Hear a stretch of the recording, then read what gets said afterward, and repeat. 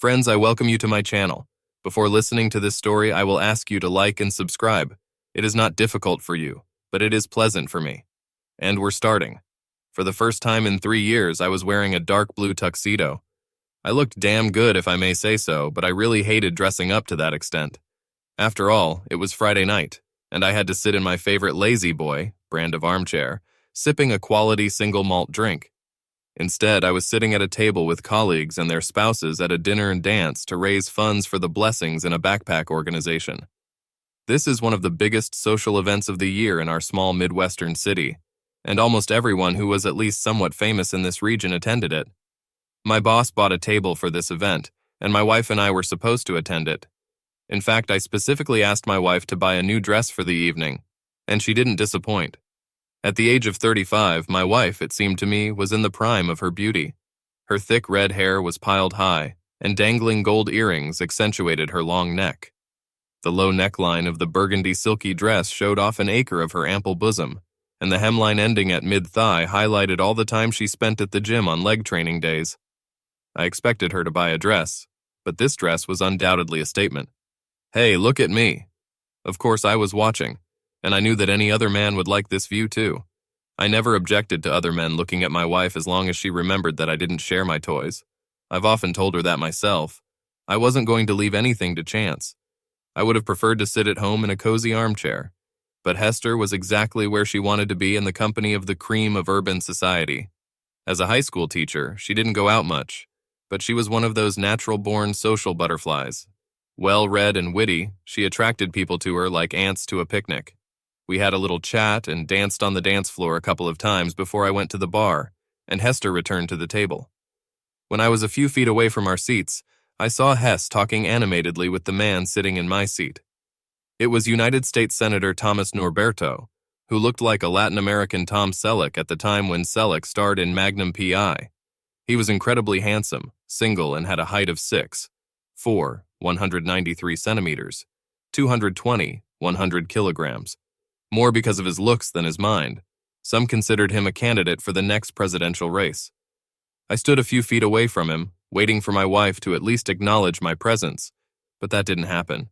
Moreover, I had never seen my wife look like a teenager in love before, practically making moon eyes at the senator during their conversation. Since none of them were going to acknowledge me, I did it myself. "I'm sorry, Senator, but this is my seat," I said, reaching my seat with 2 glasses in my hands. He completely ignored me and continued the conversation with my wife, whose face was beaming. I waited in silence for about 5 more seconds before I stopped being Mr. Polite. I passed my hand with a glass of wine between their 2 faces, breaking their spell, and put her glass on the table in front of her. I remained standing between them, holding my glass in my hands, until the distinguished senator took the hint. I have to go. I have to take my place at the main table. But I'll come back later to continue the conversation, he told my wife, actually ignoring me the whole time. Stupid fucker. I grumbled to Hess, sitting back down after he left. I find him charming, she replied. But you, on the contrary, behaved frankly rudely, with a U.S. senator, for God's sake. You seem to have forgotten that you are my wife, not his, and he was sitting in my place and did not move. It's incredibly rude and arrogant, even if he thinks he's going to be the next president. She pointedly rolled her eyes, which some women do very well. I hated it and repeatedly told my wife about it throughout the 9 years of our marriage. I shot her a look back, not wanting to get into an argument in front of this crowd. She chuckled, but also held her tongue. Dinner took about 90 minutes, then the orchestra started playing again and people returned to the dance floor. I knew Hess loved dancing, so I stood up and offered her my arm. She looked at my hand, looked into my eyes, and shook her head decisively. I went back to the bar and got another drink, standing there and making small talk with the others hanging around. I lost sight of Hess when she got up to chat, but Senator Blockhead was easy to follow. The senator, who was constantly accompanied by his security people, talked with people for another half hour and then went out onto the open veranda. I wasn't born yesterday, so when Hess didn't return to the table 10 minutes later, I decided to check the veranda. It turned out that the 2 of them were deep in conversation with an elderly couple, with the senator's hand comfortably resting on my wife's waist. I walked up to the couple and began to remove the senator's hand until someone grabbed me and twisted my arm between my shoulder blades. forcing me to cry out in pain and forcing heads to turn in our direction. "Nobody messes with a United States Senator, buddy," a voice growled from behind me as he started to push me toward the exit. "This is my wife, whom he's got his hands on," I croaked as I was pushed towards the exit. He shoved me back into the main ballroom before letting me go. I told him to pick up my wife and bring her to me if he didn't want me to start making noise. "Damn it," he muttered to himself as he walked towards the senator. 2 minutes later, Hess came through the door, flushed. She held her palms up and shrugged her shoulders as if she didn't understand what was going on. I grabbed her arm and practically dragged her out of the ballroom. The ride home started in dead silence, but I knew it wouldn't be for long. For some reason, Hess decided that the best defense was a good offense. "You bastard! You embarrassed me terribly in front of a United States Senator tonight," she screamed at me. Up to this point, I thought Hester and I had a good marriage. Yes, we had moments, just like any other couple, but I would bet my 2 children's lives that we would go the distance. Not so much now. "You understand that you are my wife," I blurted back. "No one, and I don't care if he's the fucking president of the fucking United States, hugs you like you belong to him. You know it's out of bounds, but you didn't do anything to break out of that embrace. You were like a teenager in love with your high school sweetheart." She blushed and stammered, but eventually lowered her head and did not answer. I realized that I had hit the nail on the head. She was definitely crazy about this man. If I thought Hess would apologize at some point, then she made it clear to me that I was wrong. Not only did she not apologize, but she practically didn't talk to me for the next few days. Even the children, despite the fact that they were only 7 and 5 years old, felt that something was wrong and tried not to enter the room if we were both nearby. Dinner was the only time there was any real conversation going on in the house, as both of us seemed to be trying to keep in touch through the kids. However, on Wednesday evening, after the children went to bed, Hess said that we needed to talk. Not "we can talk," not "we need to talk," but "we need to talk." From these 4 words, nothing good ever came out. Do not be disappointed. Nothing good came out of these 4 words. My loving wife informed me that she and the distinguished senator are going on a date on Friday evening. "It's not really a date. I'm going to accompany him to another of these fundraising dinners," Hess said when I asked her about how decent it is for a married woman to go on a date with a man who is not her husband. "It sounds like a date to me," I explained. "If you accompany him, for me it means that you are his mate. And since you're a married woman—" "You're a little man with a sore head," she growled back. "I would never cheat on you. What do you call a married woman going on a date with a man who is not her husband? Even if you don't have love, going on a date with another man is cheating," I said. "Will you let me accompany your hot friend Angie to dinner and dancing?" She twisted her mouth, made a face, and looked at me with narrowed eyes. I knew that mentioning her hot girlfriend would get her attention. "This is a completely different matter, and you know it. It would be a date. And here we are talking about escorting a United States Senator," she said. "Oh, that's right. Sure. There is a huge difference. Look, Hess, you can't date another man no matter how you put it. We're married. We took an oath. Do you remember that shit about giving up on everyone else?" I said. "I don't belong to you, Reggie, even if we're married," she chuckled. "If I really want to do something, I can and will do it. I am not your property." Property. That's what happens when you marry a crossword puzzle lover. "Of course, you are not my property, but you're the mother of my children, and I really don't want you to destroy our family," I said. Her eyes were as big as saucers. Obviously, I got her attention. "You wouldn't be that stupid," she scoffed. "It's simple. No, baby, this is a turning point in our marriage." She grimaced again, but didn't answer. I did not expect such a turn of events. When Hester came downstairs on Friday night, dressed for a date, my eyes almost popped out. She was wearing a strapless white lace dress that hugged her gorgeous body and exposed the upper half of her large breasts. I had never seen this dress before and decided that she had bought it especially for this occasion. "Motherfucker," I whispered in awe. She took my epithet for a compliment, which it was, and slowly spun around. At that moment, our children ran into the room, saw Hess, and froze in place. "Wow, Mom, you're beautiful," our 7-year-old Eliza exclaimed. "Why are you dressed up like a princess?"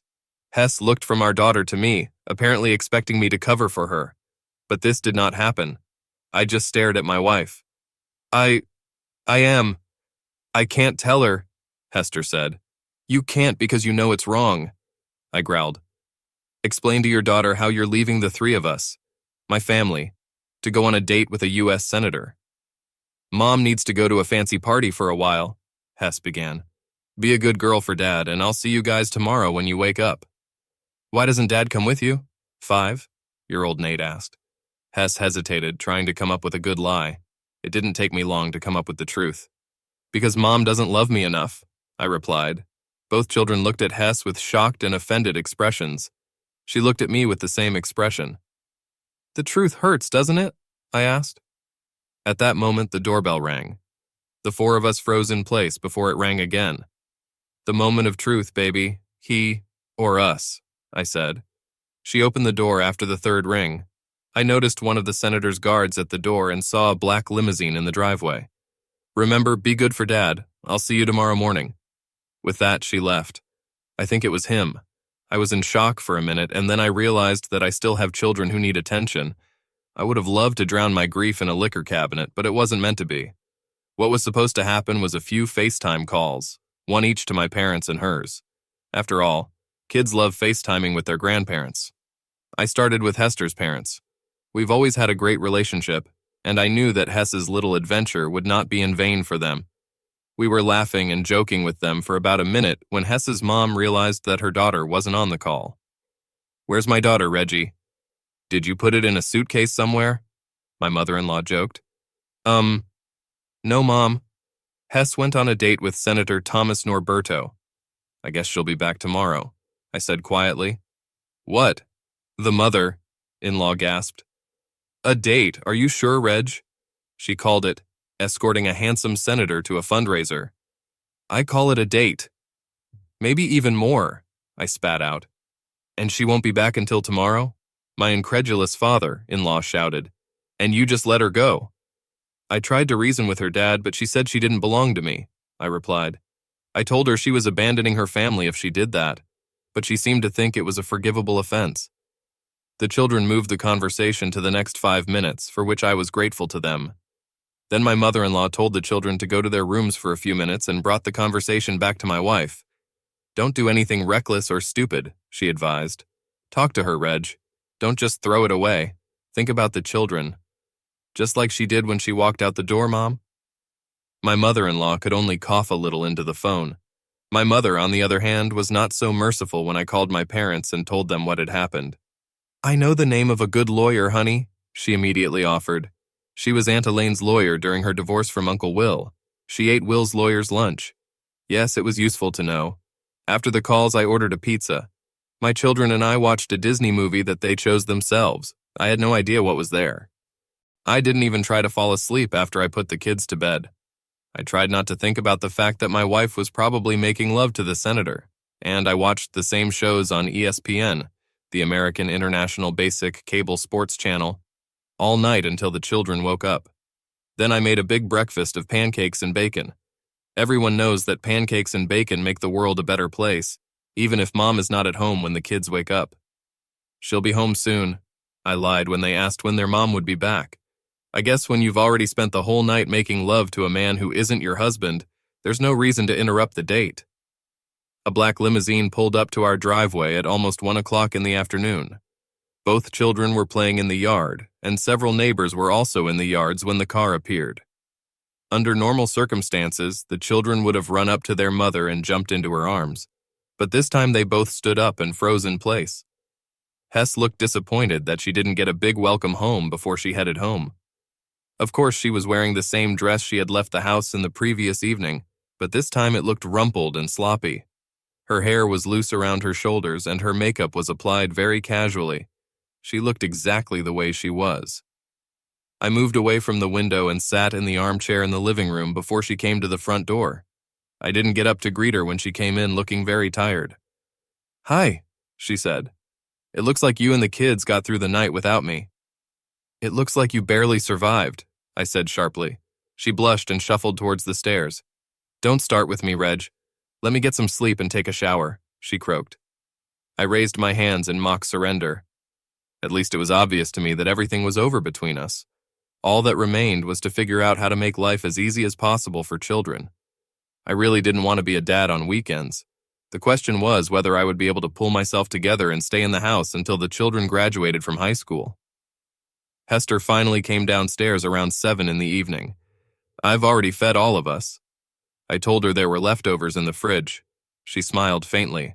The children sensed that something was wrong and kept their distance from Hess. That's great, Reggie. Did you spend the whole day telling them how evil their mother is? What is it? She asked softly when we were alone. Although it would have been easy, I didn't tell them anything, Hess. Children are much more perceptive than most people think. They saw you leave us last night and saw your grand return this afternoon, as did many of the neighbors. That's a great move, by the way, I said. I believe that last night and this morning were worth pushing your children away and destroy our family. Guilt flashed in her eyes, which quickly turned into a defiant expression. I didn't destroy our family, she accused. It will depend on you. If you can become a real man and overcome your petty ego, we can establish a relationship and keep the family intact. If you want to be vindictive, then I guess we'll go our separate ways, and you can become Mr. Part-Time. I didn't expect the conversation to go in this direction. I expected guilt and remorse, not neglect and anger. At 1 o'clock in the afternoon, I replied. She hesitated but said nothing. She lowered her eyes to the floor. We can get through this, Reg, and be ourselves again. I know I hurt you. I'm sorry for that, but it was something I had to do. For myself. And I don't regret it. It was a wonderful night and morning. He's a really great guy and a gentleman, too. God, I hope it wasn't an apology, because if it was, you're really not doing well, I said. I'm only sorry for hurting you, but not for anything else. It was a wonderful experience, Hess said with sincere conviction in her voice. If my eyes were lasers, I would have glared at Hess. It was hardly a wonderful experience for me, I said, trying to match her level of conviction. You broke your vow to me, and eventually to our family, and I did it quite easily. Hess looked shocked when I entered our guest bedroom before going to bed. What are you doing? What is it? She asked. We can't get over it if you don't want to try. No, I tried to convince you not to cheat on me before it happened. It's too late now, I explained. She looked at me like I was a naughty child. We can't turn back time, Reggie. We must move forward, she argued. You're right, baby, we can't turn back time, but we wouldn't have to worry about all this if you'd done the right thing and not gone to the senator, I said. It's on your conscience. You've made your decision. Remember, you told me that you didn't belong to me. You made your own decision like a grown-up girl. It's not my fault that it was the wrong decision for our family. But,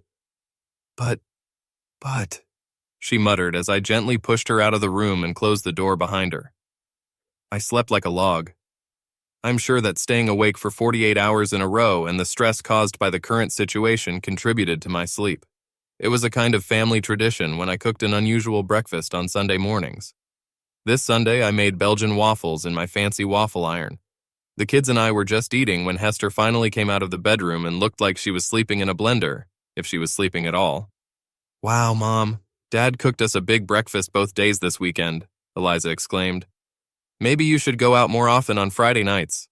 Hess looked at the three of us, burst into tears, and ran back into the bedroom. The children looked shocked. Did I say something wrong? Eliza asked, with the sincere innocence of a 7-year-old child. No, baby. I think Mom was just sad that she missed the waffles, I replied softly. Later, I was sitting in my lazy boy chair watching the Chicago Cubs beat the St. Louis Cardinals when I heard the bedroom door open with such force that the door handle crashed into the wall behind it. Less than 5 seconds later, an agitated Hester stood in front of me, shouting unintelligible words and gesticulating violently. Grr. Brr, how could you? Stu. A knock. A denunciation.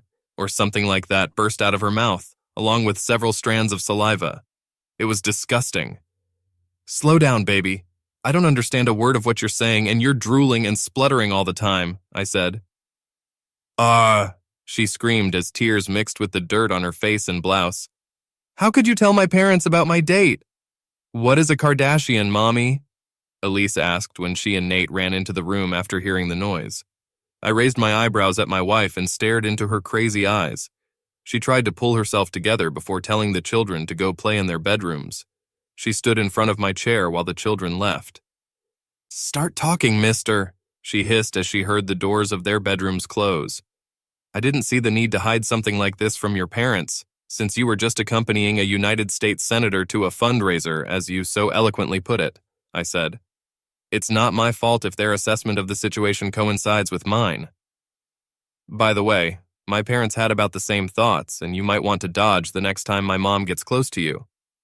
No, it was just, Hess began, but quickly stopped. A wonderful experience? I finished quickly for her. If looks could kill, I'd be just a greasy stain on my chair. But at that moment, I didn't care. I looked at her and motioned for her to move a few inches so I could see the TV. Grr, she growled before storming out of the room. For the next 2 weeks, I continued to sleep in the guest room. When the children noticed this, I told them that I had a cold and I didn't want their mother to get infected. I was sure Elise knew I was lying, but she was smart enough to keep her thoughts to herself. A damn smart 7-year-old. I didn't say anything, but just showed up in our marital bed one night. I crawled in there about an hour after Hess went upstairs and pressed my spoon against her, as I always did when I lay down that way. She moaned in her sleep when I moved closer to her for the first time, and then she pressed against me again for an inch or so. When the alarm went off the next morning, she was lying snuggled up to me. It's nice, she purred. It's time for you to come to your senses. I turned around so that we were face to face on the bed. Some things are best done when you can look a person straight in the eye.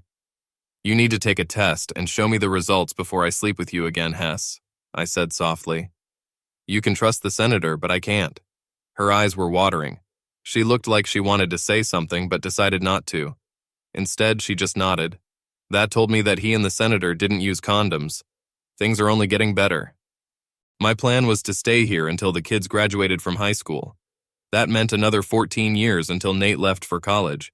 I could do it because I loved them. However, I was not going to go without a bed for 14 years, especially when a beautiful woman lived under the same roof with me. I knew it didn't speak well of me, but at the moment I didn't care. The love I felt for this woman took a huge hit 2 weeks ago and continued to weaken with every moment of every day. I watched her get out of bed with the saddest expression on her face.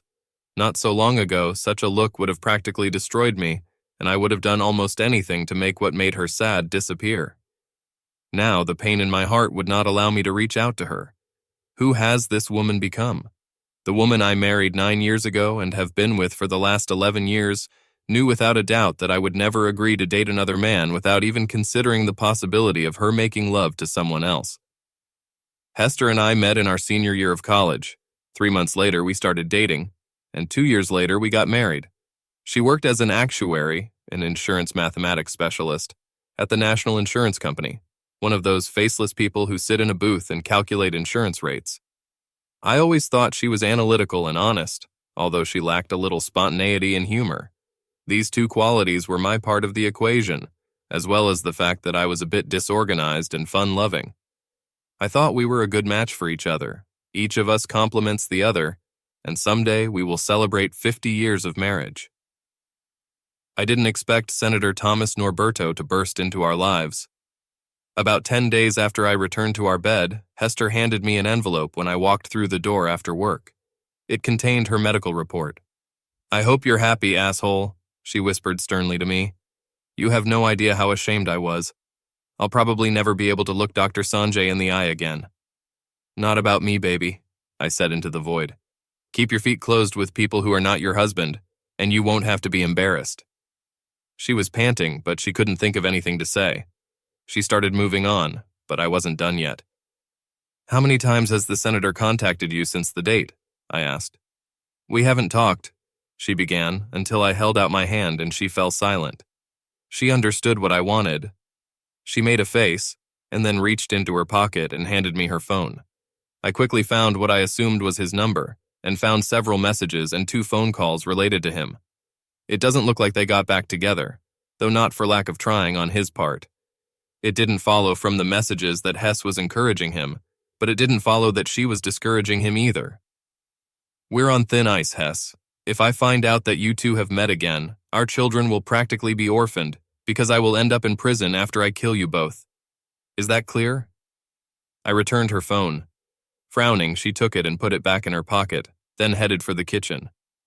I knew nothing would happen that night, but the next night in bed, Hess was all over me.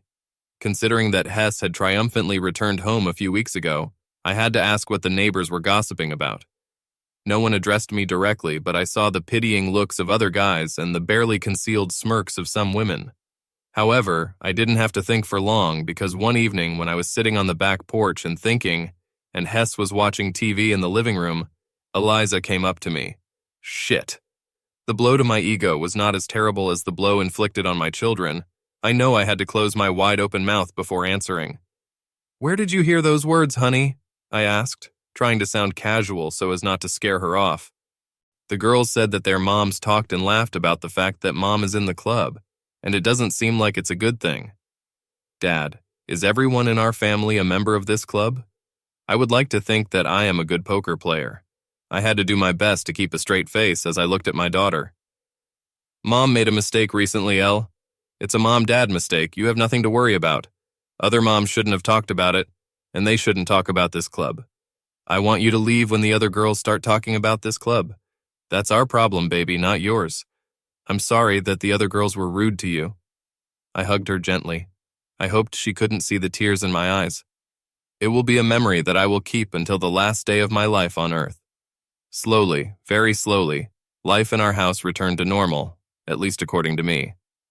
However, this was the new normal because whether Hess accepted it or not, we would never be the same as we were before her date. I will never be able to fully trust her again. I will never be able to forgive and forget the incredible disrespect she showed me, and to our family. Love? Well, to quote a Tina Turner song, what does love have to do with it? 6 months later, Hester finally figured it out, or at least plucked up the courage to say something. I heard a sniffle before she spoke. Reggie, can we talk? What is it? She asked timidly. Yes, I sighed. Can you turn around? What is it? She asked with a note of irritation in her voice. I sighed, trying to look as annoyed as she was. Then I turned to face her, looking straight into her eyes. She held my gaze. You realize we haven't made love since... Say it, Hess. Say it, I demanded. You had the guts to do it. Have the courage to admit it. We haven't made love since... From my date, I noticed. You shake the shit out of me, turn away and go to bed. You make sure that I get what I want, but that's just the physical side. Damn, you haven't held me to you since. I miss this one. Proximity. You can't even say those words, baby. I snorted. Your date. Ha. Admit it, I'm not an idiot. You went on a date with another man and don't come back until the middle of the next day. Do you think I'm a fucking gargoyle? That's how you talk about it. Cheap and tasteless, she moaned. Yes, we made love on Friday night and it was great, but we made love on Saturday morning and, in fact, he was gentle and affectionate, very much like you. It was an experience I will never forget. And that's why we don't make love anymore, Hess, I exclaimed. Don't you see? You gave him what you promised was only mine, and you enjoyed it all. It was unforgettable, you just said. Oh, come on, Reg, it was just one night. 2 days, of all the thousands of days that we will be married. Mathematically, it's nothing. We can overcome this, Reg, if you really want to try, she said. Thanks for the math lesson, Hess, but I've never looked at our marriage as a percentage test. How would you be upset if I slept with Mary Jo Young? Mary Jo Young was a buxom blonde divorcee who lived next door. Practically every other woman on our street watched her like a hawk when she started some kind of conversation with their husbands. Wait a minute. Do you want to make love to Mary Jo? No, that's not going to happen. You can't do this, she wailed. Are you listening to yourself, Hess? I didn't say I wanted to make love to Mary Jo. That's what you said. I asked you if you'd be as forgiving if I made love to her, I said. She looked confused until her brain caught up with her ears. Then she got angry. I see your answer. You don't need to voice it, I said smugly. She stopped looking directly at me. Did you know that a few months ago, other little girls in the neighborhood were molesting Eliza? Yes, it was a fun discussion. No, I said. Her face turned from anger to shock when I said the last word. Eliza never came near me. Oh, she exclaimed, thinking about what she had said. I'm so sorry. Not sorry enough, baby. You described the date as unforgettable. At least you were accurate. It was unforgettable, both for me and for you. I will never be able to forget your betrayal. Never, I said. With that, I turned my back on her and fell asleep. I have no idea if she managed to fall asleep. I have to give Hester her due. She really did her best to become the perfect mom in the next few months. I was usually a caring parent when it came to working with the kids, but suddenly Hess started taking the kids to sports and music events and being a supportive parent cheerleader. I wondered if she realized that the best way to keep our family together was to focus on us and not on her selfish desires. What a concept. The children seemed to really enjoy the increased attention to them, but my daughter once again showed me how exceptional she is in her powers of observation.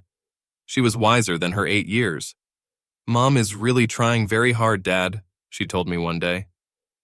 I hope she apologized well for everything she did wrong.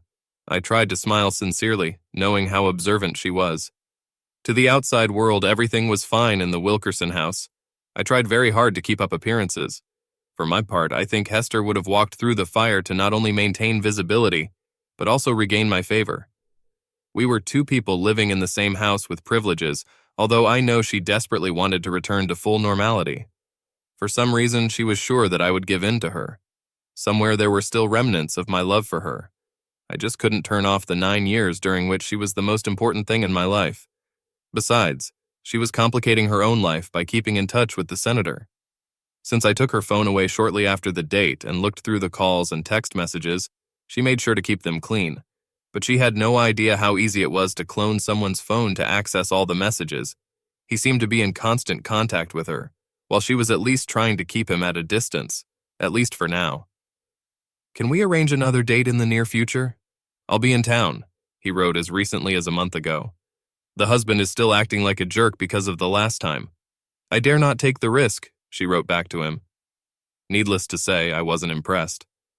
A month later, we celebrated our 10th anniversary with a family trip to Chuck E. Cheese. The kids had a great time, but Hester didn't.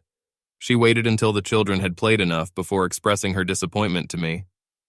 "We always celebrated the anniversary together, having a special evening. You've changed the rules, because you're still a vindictive bastard. When did you become such a petty person?" she commented.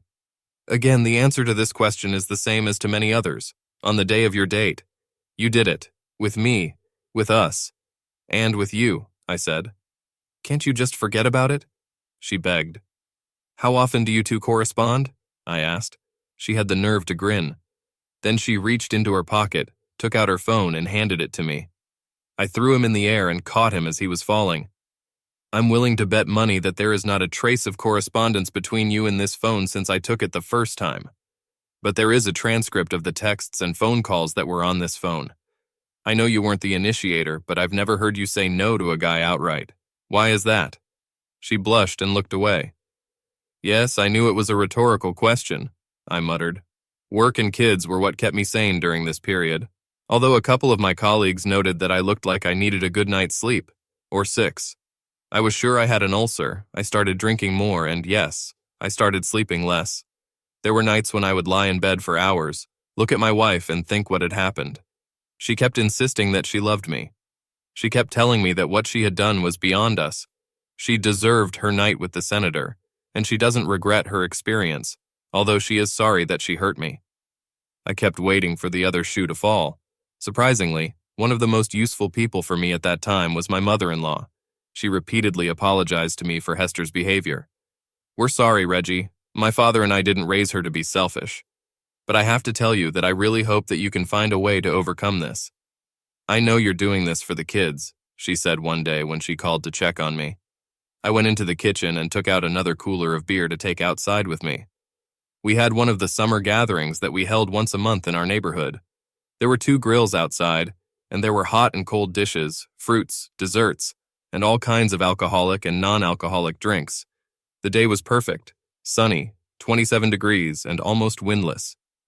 The party had been going on for a couple of hours and would probably last another 5 or 6. Such events have always been a lot of fun for both children and adults. I heard women's voices coming from our home office. The office was closed to outsiders, so I was going to drive everyone into the family room or living room. Although most of the events took place outdoors, from time to time someone would come into the house to get some air under the air conditioner or have a quiet conversation. It's not a problem, except for this room. Yes, sometimes when Reggie really gets to me, I think about him. He's big, strong, and takes what he wants. Sometimes I just can't help but think back to that night.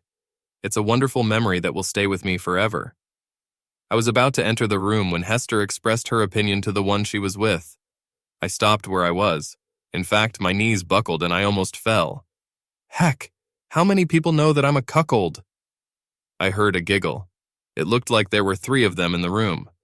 I didn't hear what else was said because I was too busy trying not to throw up right here. I was proud of myself that I managed to get to the bathroom before I lost my lunch, breakfast, dinner the night before. When I finally got myself in order, I took the beer cooler outside, poured 2 mugs, and handed them to 2 guys who were working on the grill at that time. Hey, Reg, are you okay? You look like you've swallowed some non-alcoholic beer, John Lasky said. I just have something on my mind, John. I'm fine, I replied before leaving. I was silent until the end of the party. When Hess and her 2 companions reappeared, I felt like I was being watched and grinned at. Maybe I got paranoid, but after a while it seemed to me that almost all the women at the barbecue were grinning after me. I waited until the end of the evening, when the children had already gone to bed and we finished cleaning, to express my disappointment to my wife. She was sitting in one of the deck chairs, sipping wine from the cooler, and looked quite pleased with herself. I sat down on the chaise longue next to her. Was there anyone in our house today who doesn't know that you're cheating? I asked sincerely. She gave me a shocked look, trying to look innocent. I grinned back. Maybe I've told a few girls in the last few months. After all, it was an amazing experience for me, she giggled. He's a handsome senator. It was a wonderful experience for me. I just wanted to brag, probably. So, first you cheat on me, then you humiliate me in front of your friends. I had one adventure. It's not like I was making love to some random guy in a seedy motel. Her eyes were practically glowing as she got up from her chaise longue. Look, this has been going on for a long time and I'm already fed up with it, she continued, her voice getting louder. You've been putting this shit on me for over a year now. My poor man. Your wife spent the night with another man. A handsome, strong man. Get over it. You're not going to hold me hostage anymore. If you can't figure out how to move on, that's your problem. Just file for divorce. I'm tired of living like you're Mr. Perfect, and I'm waiting for absolution. Come to terms with what happened, and we can move on. I admit I did not expect such a turn of events. I sat in shock for what seemed like hours, but it was probably only seconds. When I returned to reality, she had already left, and I was left alone. By nature, I am a calm person, thoughtful and probably slow to react. I don't tend to panic and rarely lose my temper. Some people, including my wife, seem to consider my restraint a weakness. I will miss the daily meetings with the children. Although I was hoping to keep my family together, I didn't live in a cave, so I had a lawyer who had all the information ready to fight for me. The first thing I did on Monday morning was flip a coin. Hester was served at her job before the end of the day. No wonder she wasn't a happy tourist. My phone started ringing about 5 minutes after I guessed she was serviced. I haven't answered any of her calls. I knew that a whirlwind was waiting for me when I returned home. You stupid bastard, Hester called out to me as I entered the house from the garage. Your little man's ego is hurt and you're embarrassing me in front of my colleagues? The same way you embarrassed me in front of our friends and neighbors the other day, I replied. You begged me to apply. I submitted it. She chuckled but didn't say anything. I put my things down and went to look for my children to have a quick talk with them, explaining that I still love them and will always love them, although the day after tomorrow I will no longer live in the same house. Elise understood because several of her friends at school had divorced parents, but Nate was confused. I had a lot of work to do with him, although I was sure that my daughter would help me with this. We lived in a state where divorce happens without fault, so the divorce should have been easy. She was going to get basic custody of the children, a house, child support, and some maintenance. But no. For some damn reason known only to her, she was fighting, persistently. Her lawyer tried almost everything to delay the case, to get me to meet at conferences, and she even wanted to get marital counseling. What the fuck, Hess? You don't love me nearly as much as you pretend to, or you wouldn't have been able to do what you did. And then you brag to your friends that he was the best you've ever had. Why would I stay married to you if I'm already getting nothing but trouble from you? I love my children to death, but if I stay with you, all they will remember about me is that I was an angry person, I said at one of the meetings. But I love you, Reg. You're so fixated on one date. Yes, he was an amazing lover, but that was just one time. Let it go. I can't, Hess, I said. You cheated. You've broken your vows and you don't see anything special about it. But I do, and I always will. You promised me. I wasn't going to do that. True, I wasn't going to, but you can only put pressure on a person up to a certain limit. The best thing about a two-party political system is that there are two parties, whatever you call them. The senator belonged to one party, which meant that the other party would only be happy to receive information that would not reflect him in the best way. I prepared this case over a year ago after Hess's date. I had a well-known lawyer in our city who contacted the chairman of a political party unrelated to the senator. Mr. Chairman of the party was very excited about the possibility of getting something that could disrupt the next Senate election, which would undoubtedly put an end to any of his chances of getting into the White House. He wanted the information immediately, and even offered a substantial monetary reward. But in the end, he had to settle for the promise that he would receive evidence if, and only if, the person in possession of them wanted them to become public. My lawyer called me every month to tell me that Mr. Chairman of the party called and begged. This month we were going to make the chairman a day. The meeting, which I attended for the first time, was scheduled at my lawyer's office. After everyone introduced themselves, I reached for the briefcase at my hand, took out a sealed plastic storage bag and threw it on the conference table. The chairman's eyes almost popped out when he saw what was in the package. "Oh my God," he whispered. "Is that what I think it is?" "If you think this is the end of a senator's career, then yes," I replied. The chairman stared at the package as if it contained gold bars. He never reached out to touch it, just continued to stare with an expression of amazement. "How?" he whispered. The self-confident one returned home and went upstairs to take a shower, I said. "She does the laundry, so I think she was sure that I would never go through the laundry basket." I waited until I heard the shower running, slipped into the bathroom, and found the panties at the bottom of the basket. Everyone who watches TV nowadays knows about DNA. I am sure that when you take them for analysis, you will find two sets. By the way, here's her toothbrush for DNA comparison. I suppose you can get a sample of the senator. If you don't have it yet, I said, glancing at the chairman intently. He blushed and looked away. That's what I thought. I knew that he was already aware of the whole situation, so there was no need to repeat anything. And yet I saw the unanswered question why on his face. Because she's just not smart enough not to make love to me. She cheated, but she thinks she's so wonderful that I'll eventually give up and let her off this crime. Now she's even started poking it in my face. Career is over, Thomas Norberto. I knew he knew. But the evidence, how? Norberto Hester shouted over the phone a week after my meeting with Mr. Chairman. I am. I don't know. I have no idea what you're talking about, she croaked. I was surprised when this call appeared on the phone I used to clone her phone. Anyway, I told her a few months ago that her phone was being tapped, and the two of them didn't use this method of communication, if at all. What the hell are you doing, Reg? She asked when I answered her call 90 minutes later. I knew exactly what she meant, but I was in a playful mood. At least I thought I was being playful. I replied.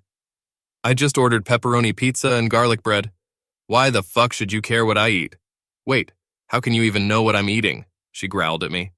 I knew from experience that she really hated my nonsense. She seemed pleased to believe that I was characterless, but she knew that I was not stupid. Well, I guess one of the two is not so bad. I don't know how you did it, but it looks like you got revenge on Senor Norberto. He threatened to slap me for what you did, but he didn't tell me what it was. Thanks for that too. My parents are mad at me. Your parents are mad at me. Elise was rude to me, and you can't get out of your head that what Thomas and I did was separate from you and me. Yes, about that, I said. 2 months after my meeting with Mr. Chairman, Senator Norberto, who had virtually no chance of retaining his seat, suddenly dropped out of the Senate race 8 months before the election, citing severe mental fatigue. Considering everything that was going on in my life, the search for female companionship was far down my list of reasons to worry. In fact, I hadn't even looked at women for months when my daughter asked me about it. When are you going to start dating other women, Daddy? Eliza chirped happily on the second weekend my children spent with me. Linda's mom really wants to go out with you? I know my jaw dropped. I guess I was so caught up in the divorce that I didn't think too much about my future, apart from taking care of the kids every weekend and 2 fucking weeks in the summer. Did Linda's mom tell you that? Do you mind, honey?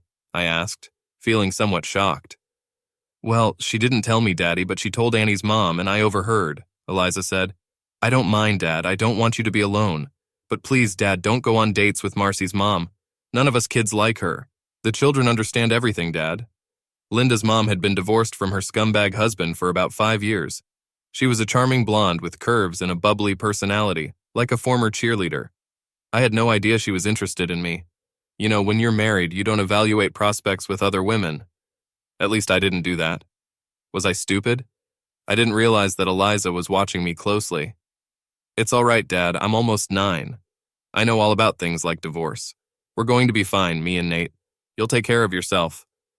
That's how apparently I got into the dating game. Linda's mom, Julie, was my first, and we had a nice date. I felt like I had to tell her that I was just getting back on the dating scene and wasn't ready for anything serious yet. She smiled at me like a 5-year-old child and said that she understood me and that I didn't need to explain myself to everyone I would date. She gave me a lot of really useful information, as if it were a 101 divorced parents course. She also told me not to be surprised if most of the divorced mothers of my children's friends would be looking for me.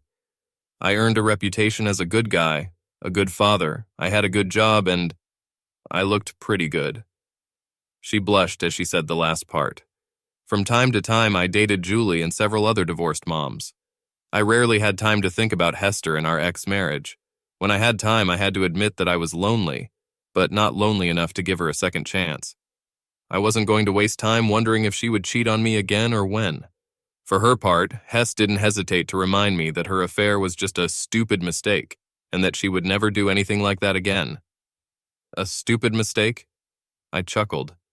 Short-sighted judgments, lack of respect in the end, just selfish thinking. Her mouth opened and closed, twice. I know she wanted to answer, but she couldn't say anything that would justify her. I still expected her to keep trying, especially since the senator doesn't seem to be an option anymore. He told her never to contact him again, my ex-mother-in-law told me one Saturday when my children and I came to dinner. He thinks you have something to do with him dropping out of the Senate race, and he seems to think she didn't do enough to stop you. I raised my eyebrows and continued to chew my food. I did not comment. A couple of months later, on a Thursday night, a few guys from work wanted to try this new, rather upscale bar with a dance floor. When I was married, I kept away from such events like the plague, but being a bachelor, I began to go there regularly. There were 4 of us. We took a table and ordered drinks, scanning the surrounding tables and the dance floor to check how heated the place was. I noticed 2 women as soon as they entered.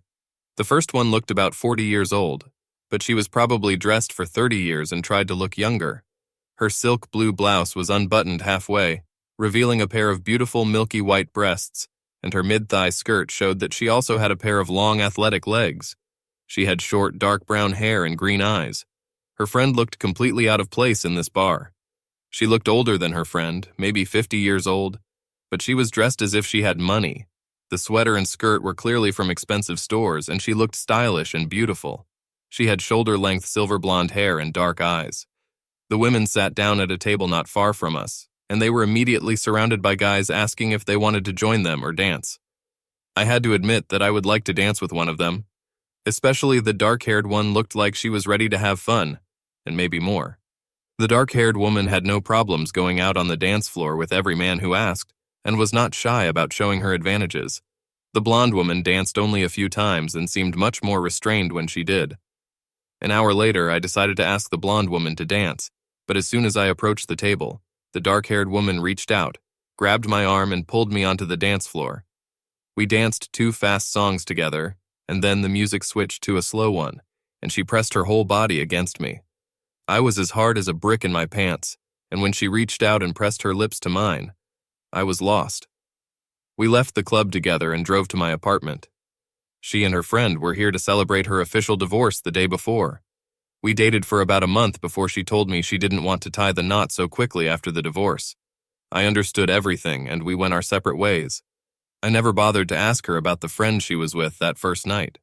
I feel like I've missed something with this woman. A few weeks later, I was sitting at the bar in another rather expensive establishment, only this time I was alone. I just came in for a couple of drinks at the end of a long week to relax alone. It wasn't my weekend with the kids, so I was going to be alone.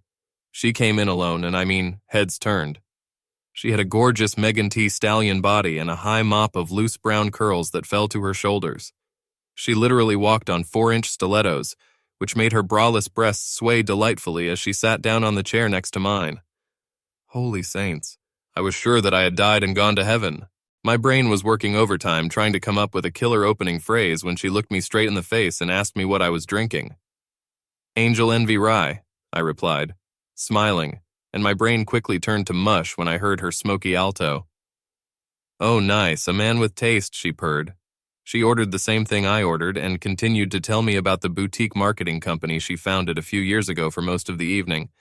Wow, she was gorgeous, smart, and owned a successful business. After a couple of hours, we left together and went to her apartment, which was really great. She noted that she prefers to make love in her own bed, like most women, and then continued to tell me about this psychology.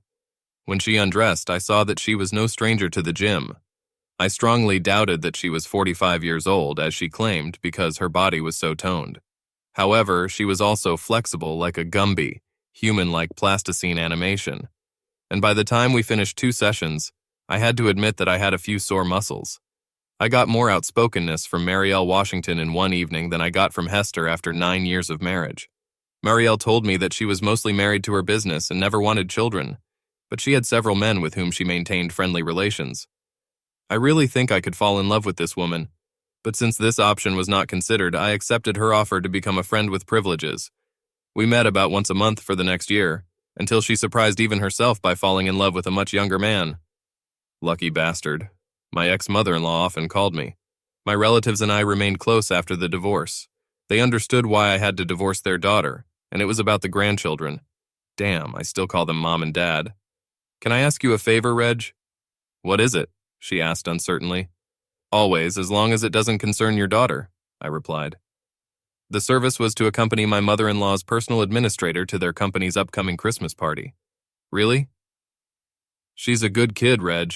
She divorced a violent womanizer a couple of years ago and, in my opinion, hasn't dated since. She's hurt, Reg, and she needs a good man to show her that not all men are scoundrels. I know you're that kind of person, my mother-in-law said.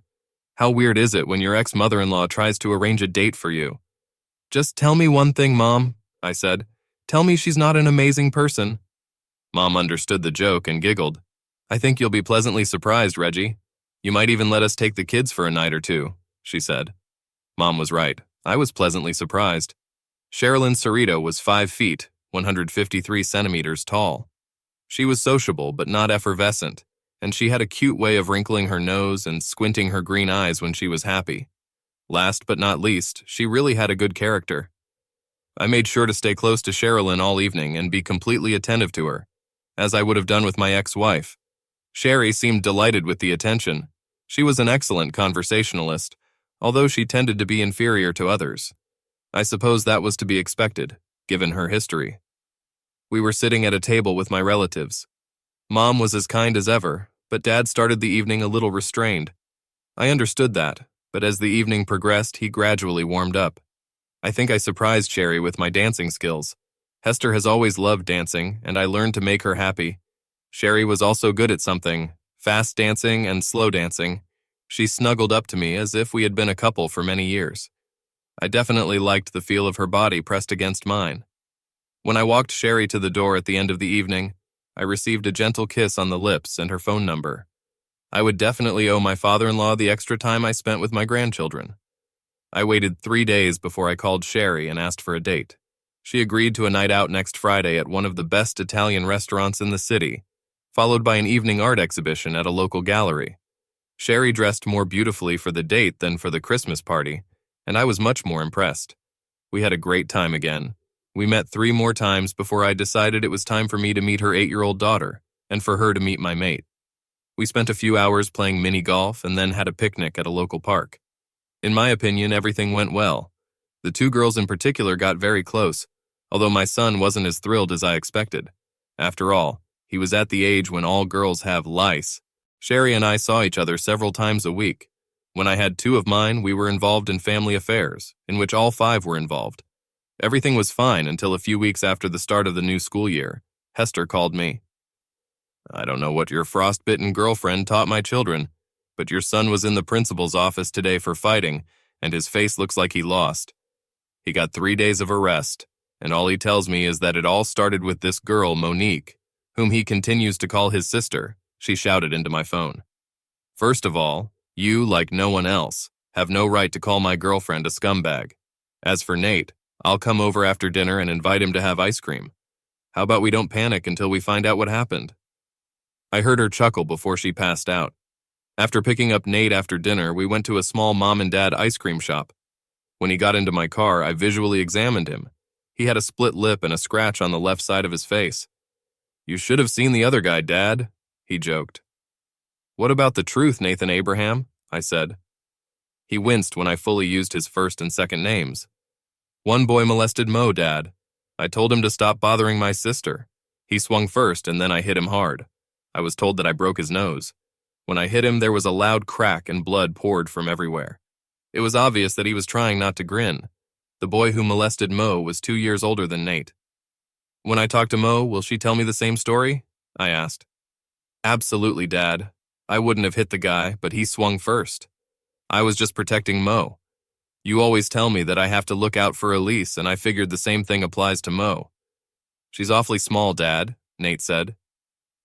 That's right, Nate, and you did the right thing, I said, trying but failing to keep the pride out of my voice. Monique really looked like her mother in her small stature. She was probably half a head shorter than almost everyone else in her class. Besides, I always told Nate that taking care of his sister was his job. I suppose he considered Monique a member of the family now. It was interesting. Sometimes the innocence of youth turns out to be smarter than the wisdom of age. I'm proud that you stood up for Mo, but you shouldn't tell anyone at school that I said that, I said. I'll talk to the director and see what I can do. You might want to tell your mom about Mo. Apparently, you and Eliza haven't informed her much about my life, which, by the way, I'm grateful for. But it would be better if it came from you and Eliza, I said. My 7-year-old child understood everything. Kids are growing up so fast these days. By the way, Dad, when are you and Sherry going to get married? You know she's wonderful, don't you? As I said, they are growing fast, and he was right. I needed to put a ring on this woman's finger. The next day I called the director. The school had a zero-tolerance policy for fighting, even if the student was defending himself. However, the school also had an anti-bullying policy, so after interviewing witnesses, the offender received a total of 6 days of arrest. I didn't agree with this policy, but I told Nate to accept his punishment like a man. I also told him that he was right, and I would ask Sherry to marry me as soon as I could. That is, as soon as I could buy a ring. I think everything went wrong when Hester found out that Sherry was Mom's assistant and that Mom had arranged a first date. What is it, Mom? You should have been on my side, Hess screamed at her when she found out about it, her mother said later. There is no your side, Mom replied. He will never come back to you. You've ruined everything. So why lose a good person? Sherilyn is a good woman and a great friend. She deserves a good man like Reggie. The scream that Hess made was terrible, Mom said. Both my children liked Sherry, but my daughter especially liked the way she took care of me. It was in Sherry's nature to try to please me in almost everything she did, and I felt like the real king of my castle. Naturally, this encouraged me to treat her like a queen. Eliza seemed to really enjoy the fact that Sherry and I were almost trying to outdo each other in loving each other. I'm not sure if you guys are adorable or disgusting, Eliza told me one day, but I really like being around and trying to figure it out. Our 3 children, my parents and my former father-in-law and mother-in-law, were the only guests at our small wedding a couple of months later. The court clerk who conducted the ceremony was more than surprised that my ex-mother-in-law sided with Sherry as a bridesmaid. Actually, it's a long story, I chuckled when she asked. No one expects the Spanish Inquisition is a phrase from the old British comedy troupe Monty Python's Flying Circus. In truth, no one expects the Inquisition from a federal marshal either. I was caught off guard when 2 such officers entered my office on Monday morning. Obviously, the feds weren't too happy that a certain former senator had his ass kicked and his balls crushed in the toilet of some posh restaurant in Houston, Texas. My name and the names of several other cuckold husbands were on the list of possible suspects. I explained to both of them that my alibi included being at home with my wife and 3 children several hundred miles from the crime scene. But I can't say that I'm sorry to hear about the senator's problems. No one, and I say this sincerely, deserves it more. I told the very sour marshals. If I was going to do something, don't you think I would have done it much earlier? I asked in my most sarcastic tone. However, getting a third-degree charge from the feds was just the beginning. A week later, an Associated Press reporter showed up in my office and wanted me to repeat the whole date story. It seems that he somehow got his hands on a confidential list of 26 women with whom the senator apparently had fun during his 8 years in office. By this point, several people knew about Hester's date with the senator, although, of course, I never advertised it. Hester has probably told more people over the years than I have, as she was certainly proud of her achievement. However, I couldn't help but wonder how proud she was when the story of the senator's assault came out, and she was named as one of his mistresses. "Why did you tell this guy everything?" She practically screamed when I answered the phone. "I didn't do it. He told me you were on the senator's list. All I did was confirm the veracity of your name on the list." I must admit that I grinned. I must also admit that at the time the article got into the newspapers, I was thinking about a long vacation in the country. She screwed up literally, but I was going to pay a shameful price for it too.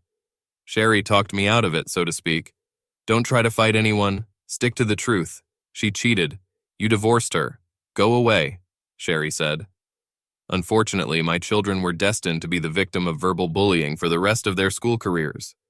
We will be discussing the fact that their mother was a selfish liar for many years to come. I also felt very sorry for my former relatives, who by this point had become our close friends. We invited them to stay at our house, which we bought for a couple of weeks after the article got into the newspapers. They mostly stayed in the house and didn't answer the phone. "I love her. You know how it is when you have children," said the father. "No one wants their little girl to become that kind of woman." Eventually, the notoriety subsided and life returned to normal. Gradually, my children began to spend more time with Sherry, Mo, and me at our house. There was nothing official about it, but everything just seemed to turn into the fact that our house became a place where the neighborhood children gathered. At first, Hess was angry with me, but I think Mom softened the situation a little. I also made sure that Elise and Nate kept their communication with Hess open so that she couldn't complain that I was stealing her children. Again, I think the presence of Mom and Dad made the situation easier. The kids and I hardly talked about Hester when they were with me. She will always be their mother, but in my life she was an ex, and they also didn't want to upset Cherie, whom they quickly began to call Mom, as of course, Mo. I know that Hess's parents were a little embarrassed when they first started calling Sherry Mom, but since they were close to Sherry before our wedding, the embarrassment soon stopped. Because of everything that was going on in my life and the lives of my family members, I didn't pay attention to what was going on in Hess's life. I knew that according to the children, she dated periodically, but I was surprised when one afternoon Eliza announced that her mother was engaged. A wave of sadness swept over me, according to what could have been. Then I felt a pair of comforting arms hug my chest, and my sadness was quickly replaced by delight from what I have now.